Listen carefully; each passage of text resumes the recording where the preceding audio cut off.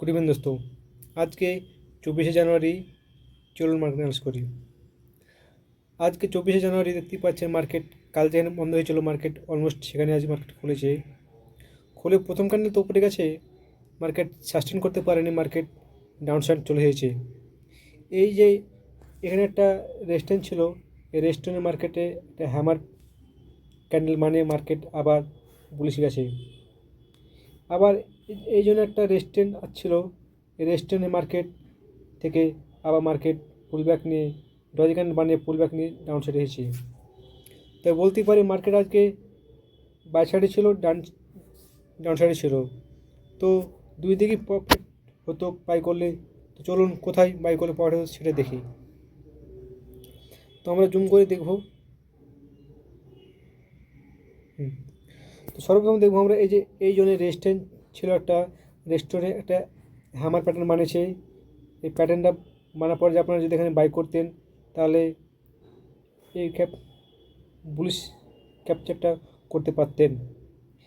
এখানে একটা by side planning ছিল একজনই বাস। চলুন আর দেখি সেল সাইড। এই যে জন্য রেস্টেন্ট ছিল, এই রেস্টুরেন্ট ভালো করে দেখুন, এখানে ডজি ক্যান্ডেল বানিয়েছে, তারপরে মার্কেট পুলব্যাক নিয়ে মার্কেট পড়েছে। তবে এই জন্য সেল করলে মার্কেট আজকে ভালোই একটা সেলিং পেতেন। তবে আজকে ট্রেডিং দু জায়গায় নিয়ে ভালো হতো, এই জায়গাতে একটা হ্যামার প্যাটার্ন আর এই জায়গাতে একটা ডজি ক্যান্ডেল। এটা যদি ট্রেড নিতেন তাহলে এখানে বুলিশ পেতেন, আর এখানে ট্রেড নিতেন তাহলে সেলিং পেতেন। চলুন মার্কেট বড় টাইম ফ্রেম করে দেখি। করে দেবো আমরা 15 টাইম ফ্রেম।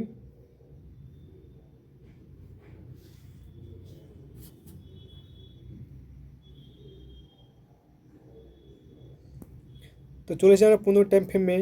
এই দেখতে পাচ্ছেন এখানে একটা মার্কেট, এই রেস্টেন্ট আর এই সাপোর্ট মার্কেট এই 23 তারিখ থেকে 23 জানুয়ারি থেকে মার্কেট এখানে ঘুরপাক খাচ্ছে, তবে আজকে মার্কেটে যে সাপোর্টটার অলমোস্ট গোড়ায় চলে এসেছে।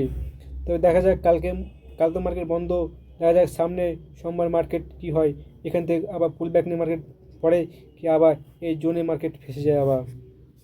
চলুন দেখি বড় টাইম ফ্রেম করে। চলে এসেছি আমরা ডেল টাইম ফ্রেমে। দেখতেই পাচ্ছেন মার্কেট কন্টিনিউ কিছুদিন এখানে পুলব্যাক নিচ্ছে আর পড়ছে।